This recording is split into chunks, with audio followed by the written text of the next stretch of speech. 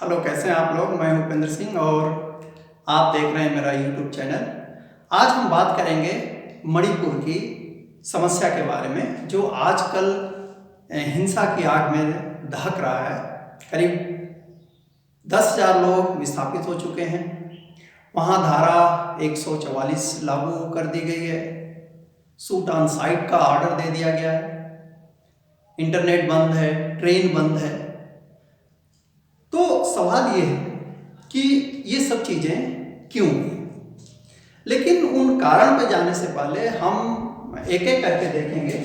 हम देखेंगे कि इसकी बैकग्राउंड क्या है, इसका इतिहास और भूगोल मणिपुर का जानेंगे, इस समस्या के कारण को जानेंगे और दोनों पक्षों के दावों को जानेंगे और अंत में हम सलूशन पे भी बात करेंगे।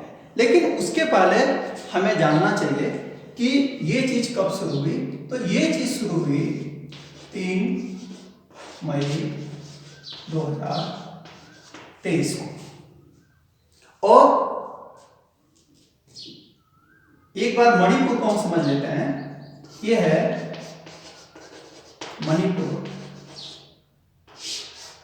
ये मणिपुर है। जब आप भारत के नॉर्थ ईस्ट में जाएंगे तो जो 7 सिस्टर्स हैं वहीं मणिपुर है। और इसके जस्ट ऊपर जाएंगे यानी नॉर्थ में जाएंगे मणिपुर के। अब नक्शा तो बना नहीं सकता, नक्शा आप देख लेना मैप से। तो यहां पड़ेगा क्या, नागालैंड। और नीचे आएंगे तो इधर पड़ेगा मिजोरम। इधर आएंगे तो ये इंटरनेशनल बॉर्डर को टच करता है, जिसको आप म्यांमार या बर्मा के नाम से जानते हैं। और इस वाले पोर्शन पे आप आएंगे यानी वेस्ट में आएंगे तो ये असम का बॉर्डर काफी बड़ा है, उससे मिलता जुलता है। यहाँ की जो 3 मेजर प्रजातियां हैं या जातियां कहिए, एक है मैतेई। इसको मैतेई भी बोलते हैं, मैती भी बोलते हैं, मीतेई भी बोलते हैं। मैं मैतेई बोल रहा हूं। दूसरा कुकी,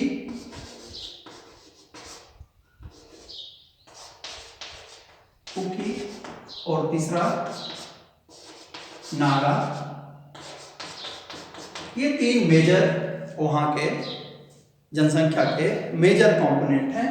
और इस समय मैतेई की जो आबादी है वो लगभग 41% है और ये करीब 22% के आसपास हैं, नागा हैं। और मुस्लिम भी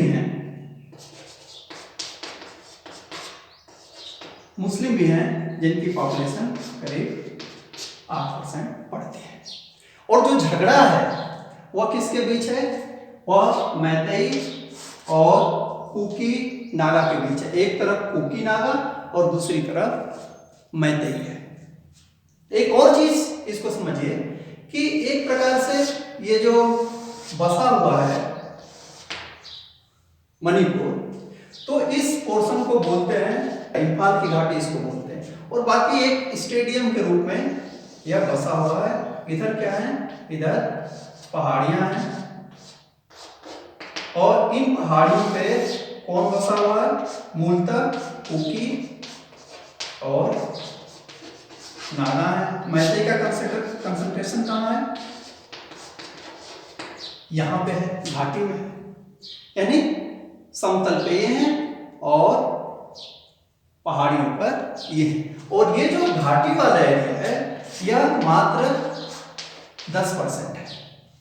और यहाँ पे लगभग 60% की आबादी है। और बाकी जो पहाड़ी का एरिया है 90% उस पर शेष आबादी है। तो इस बैकग्राउंड में और एक चीज और समझ लीजिए कि 1891 में अंग्रेजों ने इसे अपने में मिला लिया या इसके ऊपर उन्होंने कमांड किया। और 1894 में यहाँ पे ईसाई मशीनरी जाने का काम शुरू हो गया। 1949 में इसका भारत में क्या हो गया, विलय हो गया, मर्जर हो गया और यह आज अपना एक पार्ट है। 72 में इसे 1972 में क्या दिया गया, पूर्ण राज्य का दर्जा दिया गया, यह राज्य। तो लड़ाई दो तरीके की है। ये जो मैतेई हैं दे आर बेसिकली हिंदूज, वैष्णव, और जो कुकी और नागा हैं ये 1894 से जो कन्वर्जन शुरू हुआ उसके बाद ये क्या हो गए, ये ईसाई हो गए। तो ये दो तरीके की लड़ाई है, धार्मिक एक क्लैश भी है और प्लस एक पॉलिटिकल क्लैश। इसकी पृष्ठभूमि, इतिहास और भूगोल को जानने के बाद मणिपुर के अब हम देखते हैं कि जो 3 मई से हिंसा हो रही है उसका कारण क्या है। तो इसका कारण ये है कि ये जो मैतेई है ये 2012 से एक मांग कर रहे हैं और मांग ये है कि इनको किसमें शामिल कर दिया जाए, एसटी में शामिल कर दिया जाए, एसटी में शामिल कर दिया जाए। यह मांग 2012 से चल रही है। इनका अपना एक संगठन भी बना हुआ है, ST demand committee Manipur, ST DCM 2012 से मांग कर रहा है। इसने हाई कोर्ट में केस किया और 20 अप्रैल को हाई कोर्ट ने एक व्यवस्था दी। और व्यवस्था क्या दी, उसने ये कहा कि गवर्नमेंट ऑफ मणिपुर को कि ये जो रिक्वेस्ट है, जो शब्द है कंसीडर, हाई कोर्ट ने ये निर्देशन दिया कि ये जो रिक्वेस्ट है, क्या रिक्वेस्ट है कि मैतेई कम्युनिटी को एसटी में शामिल किया जाए, उनके रिक्वेस्ट पे कंसीडर किया जाए और 4 सप्ताह में जवाब या जो भी किया गया है उसकी सूचना हाई कोर्ट को दी जाए। ये इनकी बेसिक डिमांड थी, जिसको रिएक्ट किया किसने, कुकी, स्पेशली कुकी और नागा के लोगों ने। अब आपको यहां समझना है कि जो मैतेई समुदाय है वह यह डिमांड क्यों कर रहा है, उसके अपने दावे क्या है। तो कि इनका पहली बात जो कहने का ये है कि 1949 में जब इनका मर्जर हुआ तो उसके पहले तक ये क्या कंसीडर किए जाते थे, ये आदिवासी कंसीडर किए जाते थे। लेकिन जब मणिपुर का भारत में विलय हो गया तो उनसे यह दर्जा छिन गया। तो दूसरी चीज इन्होंने कहा कि यह एक्चुअली किसकी लड़ाई है, संरक्षण की लड़ाई है। संरक्षण की लड़ाई है, किसके संरक्षण की, संस्कृति और परंपरा के संरक्षण की लड़ाई है। और इनको क्यों लगता है कि इनकी संस्कृति, इनकी परंपरा पर आघात हो रहा है, इसका लॉजिक ये है इनके अनुसार कि जो ईसाई पॉपुलेशन है मणिपुर की, यानी जो कुकी और नागा है, या इनको ध्यान रखिए कि ये ईसाई है, तो इनका कहना है कि जो क्रिश्चियन पॉपुलेशन है वह क्या हो रही है, बढ़ रही है, वह लगातार बढ़ रही है। 1901 में यह जो पॉपुलेशन थी वह 8% है और 2011 में ये बढ़ के कितनी हो गई, 41% हो गई, 41.29%।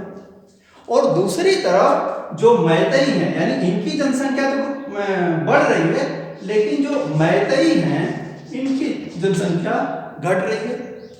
1951 में ये 59% थे और 2011 में ये हो गए 41.39%। चौथी बात इनकी ये है कि जमीन पर खतरा है। जमीन पर खतरा क्यों? खतरा इसलिए है कि जो समतल एरिया है उसको तो जो ईसाई हैं और जिनको कंसीडर किया जाता है एसटी में, वे तो खरीद सकते हैं, लेकिन ये जो पहाड़ है इसको जो यहाँ के लोग हैं यानी मैतेई समुदाय है वो उनको खरीद नहीं सकता। तो इनका कहना ये है कि ये यहाँ जमीन खरीद करके आ रहे हैं, लेकिन हमको ये हक नहीं मिल रहा है, जो कि गलत है। इस चीज को रिएक्ट किया कुकी और नागा का अपना एक एसोसिएशन है जिसका नाम है all tribe student union Manipur. उसने अपने लॉजिक रखे कि नहीं, इनको एसटी नहीं बनाया जाना चाहिए। क्यों नहीं बनाया जाना चाहिए, अब हम उनके पक्ष को देख लेते हैं। All tribal student union Manipur, इसने ही 3 मई को क्या एक आदिवासी एकता मार्च निकाला था, ट्राइबल सॉलिडेरिटी मार्च। और ये कहां था, चूड़ा चंदपुर करके एक जिला है जो कुकी डोमिनेटेड है वहां हुआ, और वहीं से हिंसा की शुरुआत हुई। तो इनका ये कहना है मैतेई पहले से ही क्या है, एससी और ओबीसी की सुविधाएं ले रहे हैं। और यहां जब ध्यान रखें कि जब हम मैतेई बोलते हैं तो मैतेई में मुस्लिम भी आ रहे हैं और जो हिंदू हैं वो भी आ रहे हैं, तो इनको एससी और ओबीसी का लाभ मिल रहा है। अब ये क्या चाह रहे हैं, हमको एसटी में इंक्लूड किया जाए। दूसरी चीज इन्होंने कहा कि जो विधानसभा में टोटल कितनी सीट हैं, 60 सीट हैं, और इसमें से 40 जो है मैतेई कम्युनिटी के पास होती है। क्यों? क्योंकि जो नीचे का एरिया इंफाल की जो घाटी है वहां क्या है, पॉपुलेशन की डेंसिटी बहुत ज्यादा है, तो 60 में से 40 सीट पे क्यों कौन है, मैतेई हैं। और अगली बात है, इस तरीके से उन्होंने कहा कि राज्य और प्रशासन पर इनका क्या है, नियंत्रण है। तो वो पहले से स्ट्रांग है, तो यदि वो एसटी बन गए तो उनके रिजर्वेशन का जो रेशियो है, क्योंकि आगे हैं, तो इनको लगता है कुकी और नागा को कि ये हमारे हक को ले लेंगे। तो ये है संपूर्ण जो क्लैश है वह है।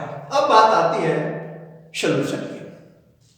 तो इसमें पॉलिटिकल एंगल है, हो सकता है ये अंग्रेजों की एक विरासत भी है, जिसमें उन्होंने, मैंने बताया 1891 में वे एक प्रकार से मणिपुर को अपने कंट्रोल में लेते हैं, और 3 साल बाद वहां मशीनरी शुरू हो गई, ईसाई मशीनरीज। और उसका यह परिणाम है कि वह पॉपुलेशन जो बेसिकली हिंदू थी, उसके 2 प्रजातियों को या 2 जातियों को कहिए, उन्होंने क्या कर दिया, कन्वर्ट कर दिया ईसाइयत में। तो एक क्लैश होना था। तो अब क्या है, अब 2 चीजें मैं अपनी तरफ से कहना चाहता हूं कि हाई कोर्ट ने ये नहीं कहा है कि इनको इंक्लूड करो एसटी में, उसने ये कहा है कि consider the request of inclusion of Meitei community in ST category. तो ये सोचना चाहिए कि अभी ये कोई ऑर्डर नहीं है, यह एक रूलिंग है जिसको एस भी किया जा सकता है और जिसको नो भी नहीं किया। तो हमें अपने जुडिशियल सिस्टम पे विश्वास करना चाहिए। और दूसरी चीज ये है कि इसमें स्टेट और सेंटर का अपना कोऑपरेशन तो होना ही चाहिए, लेकिन सबसे ज़्यादा जरूरी ये है कि जो कुकीज हैं, नागाज हैं और स्पेशली मैतेई कम्युनिटी है, इनके जो लीडर हैं उनको मिला करके आपस में बातचीत की जाए ताकि एक विश्वास कायम हो, तो इस समस्या का समाधान निकाला जा सकता है। तो थैंक यू आपके सहयोग के लिए जो हमें निरंतर मिल रहा है। पढ़ते रहिए, देखते रहिए। Thank you very much.